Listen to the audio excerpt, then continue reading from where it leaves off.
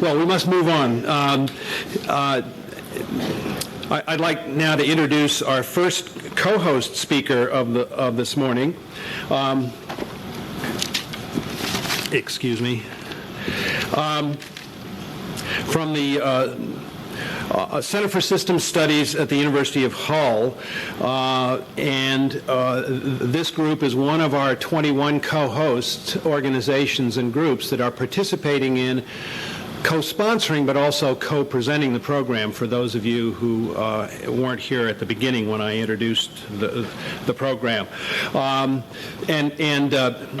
me just introduce the speaker. Gerald Midgley started his career running his own business, offering research services to voluntary organizations and community groups in London.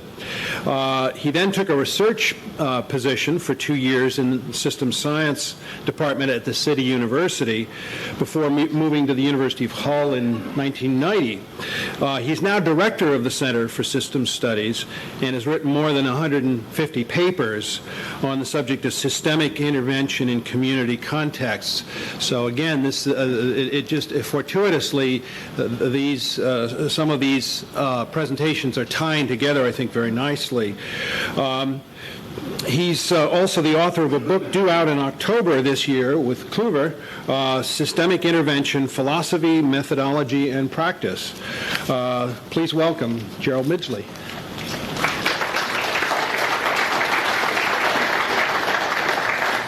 Thank you very much. It's actually a great honour to follow Leonard Doyle because I'm about to start work on a project with a group of us at the Centre for Systems Studies with an organisation in Manchester in the UK, which is actually, its mission is to implement the kind of thing you've been talking about. So it is a very fortuitous link. I want to actually just start by acknowledging that I've got an extra pair of hands down there, and those hands go by the name of Peter. So if I'm gesturing or shouting Peter during it, you'll know why, because he's going to turn the slides for me. Now, what I'm doing today is actually based on the book that Peter mentioned, and obviously I can't condense 450 pages of a book into half an hour, so you're just going to have to bear with the level of superficiality there's going to be in this as I try to present it. And obviously because of the time I can't give practical examples, but there are a lot that I could give, and we could talk about that in the break if people want to hear practical examples. So forgive me if this raises more questions than answers. Now, essentially this is an optimistic presentation. I believe that the conditions we're finding around us at the moment as we're entering the 21st century are making people take notice of systemic intervention in a way that really I've never seen before. And that's certainly the case for the UK, and I can't talk so much about other countries, but I would hope it is the same elsewhere. At least, so I really want to start this presentation by picking out just 3 issues that make systemic intervention particularly relevant at this time. And then I'm going to outline the systems perspective that I've been developing with colleagues that I believe is particularly responsive to the conditions we find ourselves in. And this perspective is based on the critical systems thinking tradition that Mike Jackson talked about in his talk yesterday. And I'm going to start with some basic systems philosophy. Now, I've called it process philosophy here because it's essentially about the process by which any knowledge or understanding comes into being. And I'm going to argue that all knowledge is dependent on the processes of making either implicit or explicit boundary judgments, and therefore the boundary concept has to be placed at the very heart of systems thinking. And after that, I'm going to introduce the concept of systemic intervention. And I would say intervention is purposeful action by an agent to create change, and the way I'll define systemic intervention will link it with the process philosophy. And that will give me a foundation to tell you a little about the methodology of systemic intervention I've been developing. And I'll start with what I call a theory of boundary critique. And this basically means being critical about the value and boundary judgments that take place during intervention, thinking about the inclusion, the exclusion, and the marginalisation of both stakeholders and issues in processes. And that will take me on to the subject of theoretical and methodological pluralism, which really allows some flexibility and responsiveness in interventions. I'm not this kind of person that really just develops one little thing and continues with that come what may. And finally, I'll end by looking back at the issues I introduced at the beginning to show why I believe this sort of systems perspective is able to address some of the key questions of our time. So let me start by looking at some of the key conditions we're facing as we enter the 21st century. And the first one I've highlighted is interconnectedness. And I really don't think I have to say much about this. I don't think there's a systems person in this room who would argue about the importance of thinking about interconnectedness. So I could give lots of examples of that, but I don't know if we really need that. And it's obvious that the more complex the problems become, the more important it is to take a systems approach. And indeed, it could be life-threatening if we don't do that in the global context. Now, in some ways, this interconnectedness has been recognised for a long time in relation to global issues, but the difference I'm seeing now is that people are beginning to talk about interconnectedness at a local level in ways that maybe I hadn't noticed just 5 years ago, in the same way that Leonard Doole was talking about it. And organisations now have to work in partnership with each other more than ever before, and managing that kind of interconnectedness has really become a big issue. Another big issue is scepticism about supposedly value-neutral science. Now, there seems to be a significant public awareness now that maybe scientists don't actually have all the answers, and maybe they're not even asking the right questions. And many scientists are working on high-profile research that's created real concern among the public, like, for example, the debate on the use of genetically modified organisms in food production. And it seems that the public simply don't believe the pronouncements of safety that they're hearing from the experts, in inverted commas. The argument of campaigners that genetic modifications could have unknown systemic effects is actually carrying some weight. Now, it seems to me that there's evidence that this isn't just a fashion for science bashing. In the UK, there's been a sea change in the attitude of some parts of the scientific establishment too. And in 1999, for example, the Economics and Social Research Council, which was one of the key state-funded scientific committees and is quite an establishment organisation, published a briefing document which virtually declared an end to the idea that science is value-free. And in fact, they called on the scientific community to radically overhaul the way that science is conducted and put public participation at the heart of the development of research. Now, it seems to me that the idea of the SRC, something like this, would just have been unthinkable 10 years ago. And the final condition I want to mention is the political focus we find in the UK on social exclusion. And I believe this is also a big issue elsewhere in Western countries. I would be interested to find out how widely people are talking about social exclusion. And social exclusion basically means the exclusion of groups or classes of people from participation in the mainstream of society. And social exclusion can be because of poverty, race, gender, disability, any number of reasons. And the issue is basically one of equality, or at least equality of opportunity. And what seems to have happened is that we're moving out of an era of competitive interest group politics, where each group was fighting to get their own case on the political agenda. And what we're moving towards is something new that recognises that there are multiple forms of social exclusion and that they all need to be addressed. So it's not so much competition to be heard, but a more measured understanding that social exclusion of all types has a systemic reality, and they're a consequence of the way culture and society is organised. Of course, there is some scepticism about how much of the talk of social exclusion is rhetoric and how much is actually seeking real change. But in the UK, at least, there is certainly a great deal of public money going into this, and there does seem to be a consensus that it's a genuine priority. Making it work is going to be a systems task, obviously. What's important from my point of view is that I believe that all three of these conditions combine to create an unprecedented opportunity for systems thinking. And what I'm going to do now is to describe the kind of systems thinking that I believe can be most responsive to this kind of opportunity. And I'm going to start with some basic philosophy and then go on to discuss the methodology of systemic intervention. Okay. Now, one of the big philosophical issues for systems thinkers has always been our opposition to reductionism and the subject-object dualism that underpins that. I won't go into details about that connection. I'll have to take that as read. But what I'm showing here is the conventional approach that's usually taken to epistemology or the study of knowledge.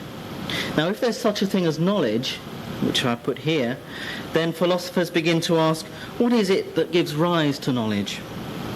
On the diagram here, I've called it a knowledge-generating system because there are obviously many arguments about what it is that gives rise to knowledge. It may be an individual consciousness, an embodied mind. It may be an individual linked into a linguistic community. It may be an intersubjective construction of a social group. There really are as many possibilities for knowledge-generating systems as there are theories of epistemology. The trouble is, you can see, if you use this kind of model, as the basis for thinking about knowledge. And the key question you ask is, what is a knowledge-generating system? It's very easy to slip into dualism. Somehow, this thing on this side of the line begins to be seen as in some way fundamentally different to this thing on this side of the line. And so you get a dualism emerging. So I want to suggest an alternative way to conceptualize this. Now I'm going to start with West Churchman's fundamental insight that all knowledge is bounded. In other words, while in reality we may say that everything is interconnected, what we actually know about any situation has limits, and it's those limits that we call boundaries. So all knowledge is dependent on boundary judgments, whether those boundary judgments are implicit or explicit. And that's a different use of the term boundary than it's often used in natural systems. I need to be clear about that. If we recognize this, then suddenly both the knowledge-generating systems and the knowledge of the world itself come to be defined in exactly the same manner. They come to be defined through the process of making boundary judgments. Now, there is still a dualism in here, but it's not the kind of pernicious, potentially dangerous subject-object dualism that underpins reductionism.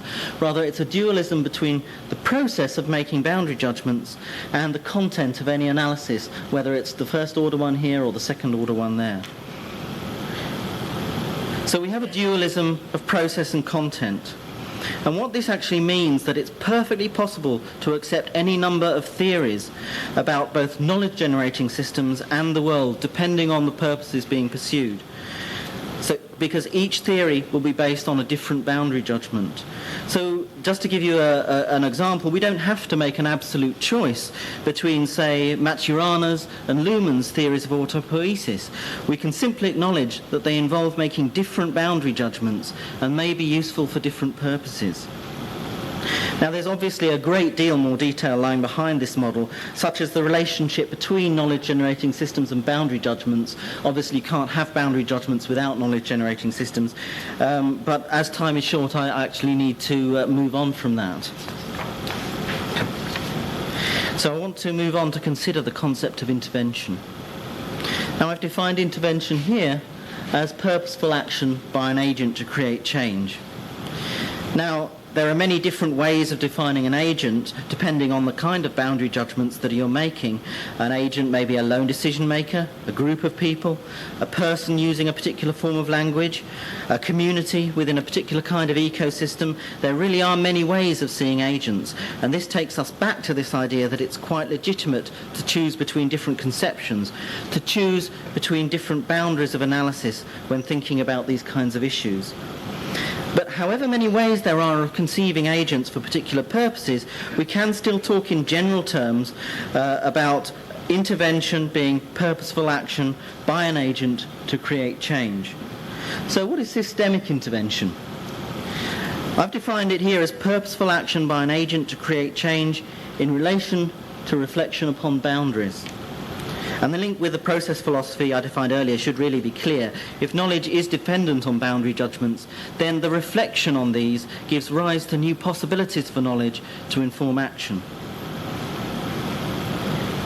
Now, I'm certainly not the only person to have talked about intervention in those terms, but where I depart from some other authors is in the opposition that they create between intervention and the kind of observation that is undertaken in science.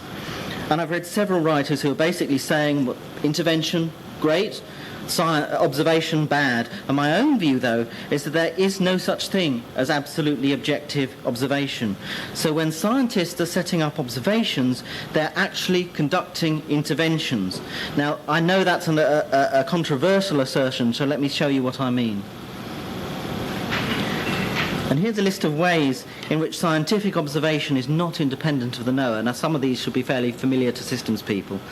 First one is basically the systems principle of interconnectedness that suggests that all observers are either directly or indirectly linked with what they observe. So in other words, there simply is no such thing as truly independent observation. And observers make decisions about what to observe. And those decisions to choose what to study will depend on their values. Observers select concepts to guide intervention. So the same scientific observer may observe in a very different manner depending whether she chooses, say, reductionist scientific concepts or systems concepts. The interpretation of sense data is integral to observation.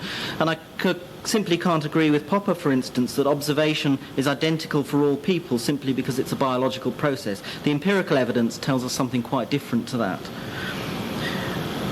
And the final one, which I think is particularly important, is that observations are related to meanings that are generated by communities of practice. Scientists don't conduct their observations in a vacuum. They conduct them in order to make a meaningful contribution to a scientific debate. So their observations will be constructed in ways that will support them in making a difference in the debates they're interested in. So I want to show you a couple of consequences of realizing that observations are really constructed, not independent and neutral. The first consequence is that observation is undertaken purposefully by an agent to create change. Now, you may notice the identical wording to how I defined intervention earlier. So it's quite obvious that I do see observation as a form of intervention if you take the wider context of the observation into account. And so specifically scientific observation has to be seen as a form of intervention too. And in this way, I'm really trying to bridge the divide between observation and intervention that has certainly bedeviled social science communities for many years. And I think this has been a problem in the systems community too. I detect really a tension between the systems science and systems design kind of wings of the systems movement. And I really don't believe that these need to be seen as such different activities. So we've had a look at what systemic intervention means, purposeful action by an agent to create change in relation to reflection on boundaries, and what I want to do now is begin to deepen our understanding of what it means to reflect on boundaries in the context of intervention. And I'm going to propose a theory of boundary critique. Now, I've coined this term boundary critique to consolidate the work of a number of authors who've written about boundary judgment since the 60s, starting with West Churchman. And Churchman's basic insight was that boundary judgments, that's boundary judgment, and value judgments, which I've depicted with that peak, are intimately linked. So the value judgments will determine the boundary that's being drawn, but taken for granted boundaries will also constrain the possible values that can emerge. So as I see it, reflection on different possibilities for making boundary and value judgments becomes absolutely imperative if an intervention is to be regarded as systemic. This to me is the core concern of a methodology of systemic intervention. And once again, I want to remind you that it's important to keep in mind that the boundary concept, as I'm using it here, doesn't indicate absolute closure, but the need to keep open possibilities for revising both boundaries and values. Then other authors came along after Churchman and put a slightly different slant on this work, and Werner Ulrich is a good example of somebody who had quite an impact. And for Ulrich, boundary critique is essentially about dialogue between people. So a boundary judgment is only rational if it's been agreed in dialogue with all those involved in and affected by an intervention. And what Ulrich did is define a list of questions that can be used in dialogue by planners and those affected by plans to help them reflect on the boundary and value judgments that inform planning. Now, what I've actually done myself is to take some of those insights from Churchman and Ulrich and ask a slightly different question. And my question is, what happens when there are conflicts between different stakeholders making different value and boundary judgments? And this is my answer. Now, I apologise for the small writing on this one, but I'll try to spell out what's going on here. Now, on this diagram, we have two boundaries, and each of them has a set of ethics associated with them. This is the narrower boundary, which I call a primary boundary, with that particular ethic associated, and this is the secondary, wider boundary, with this particular ethic associated. And between the two boundaries is a marginal area, this area here. And that's basically people or issues that are of concern to those operating with the wider boundary, but those are excluded from the concerns of those using the narrow boundary. And the two ethics come into conflict here. And it's whatever in the margins that becomes the focus of that conflict. Now, conflict can sometimes be productive, or if it's not productive, it can be resolved by everybody agreeing which boundary and ethic to use. But in many social situations, especially on a wider social scale, this kind of resolution doesn't happen. What happens instead is that the conflict is stabilised without ever being resolved. And the stabilisation happens by the imposition of either what I call a sacred or profane status on the marginal elements, marginal people or issues. Now, I've used those terms sacred and profane not in a religious sense, but simply to indicate the valued or devalued status of marginal elements. Now, in fact, there's rarely a consensus about whether those elements are sacred or profane, but by institutionalising value judgments in social rituals, actually begins to stabilise and solidify the system with one of these boundary judgments and associated ethics dominating. If the marginal elements become profane, then the primary boundary, the narrower one, is reinforced. If they're seen mostly as sacred, then the wider one, with its associated ethic, is reinforced. Now, I've noticed time is moving on. I was going to give you an example here about how unemployment fits with that. You could see unemployed people in the community, for example, being marginalised. They're not part of the concerns of productive industry, but they are part of the concerns of the wider community. And I was going to play out what happens to unemployed people in local situations due to that, but I haven't got time to do that. Now, I actually believe that these kinds of processes operate at every level in society, from small groups to international relations. And many different stakeholders and issues can be marginalised for all sorts of different reasons. And when they're made profane, the effects can be quite devastating for the groups and individuals on the receiving end. And in fact, the knock-on effects for the whole community are there as well, as Leonard Doyle illustrated in his talk. And some forms of marginalisation are relatively easy to overcome because they have their roots in very localised histories of conflict. But some stem from conflicts that are really endemic across society, and those are the ones that are very difficult to change. Now, the purpose of this in the context of this presentation about systemic intervention is not merely to make a sociological point, but what I want to argue is this kind of model can be really useful to inform intervention. And I've used it many, many times to inform reflections on relationships between stakeholders in problematic situations. I've used it to highlight and sweep in marginalised issues too, such as environmental issues, for example, when people are isolating the social from the environmental. And I would give you some examples if I had time, but anybody who's interested can seek me out in the break and I'll be around. So I've introduced this idea of boundary critique, which I actually believe should be central to systemic intervention. And I want to now say a little about the kind of theoretical and methodological pluralism that logically follows on from what I've said about boundaries. And let me start with theoretical pluralism. I won't say much about this. Different theories assume different boundaries for analysis. I think most people would agree with that. And if it's legitimate to decide on boundaries out of a wide range of possibilities, it must also be legitimate to draw upon a wide range of theories.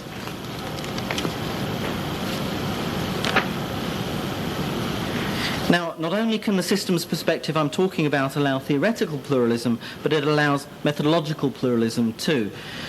If we look at different methodologies, and certainly in the area which I'm involved in, which is about intervention, there are a huge plethora of methodologies that have been developed. We find that they make different theoretical assumptions. So if it's acceptable to welcome in a variety of theoretical ideas, a similar variety of methodological ideas can have validity too.